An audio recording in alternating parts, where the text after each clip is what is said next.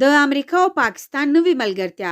امریکا د پاکستان هوایي حریم له لارې پر افغان خاوره بمبارۍ کوي. امریکایي ځواکونو په افغانستان کې د هوایي بریدونو لپاره د پاکستان هوایي حریم کاروي. د راپورونو له مخې په وروستیو کې امریکایي B-52 الوتکو په افغانستان کې هوایي بریدونه کړي، خو دا چې دغه الوتکې د ایران له هوایي حریم نشي تېرېدلی، نو ځکه د پاکستان له هوایي حریم په استفادې په افغانستان کې هوایي بریدونه کوي.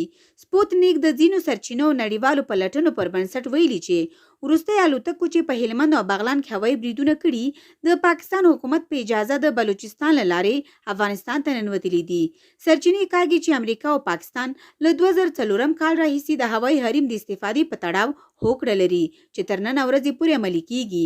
بلې خوا ځینې پاکستاني څېړونکو پر پاکستان نیوکه کړې چې له یوې خوا له امریکا سره په جګړه کې د نه مرستې خبرې کوي او له بلې خوا په خپل هوایي حریم کې د هوایي بریدونو لپاره د امریکا الوتکو ته د تېرېدو اجازه ورکوي. دوی خبرداری ورکړې چې د عمران خان د حکومت دغه چلند او دوه مخیتوب نه یوازې په پاکستان کې بلکې ټوله سیمه کې غبرګونونه له ځان سره ولري.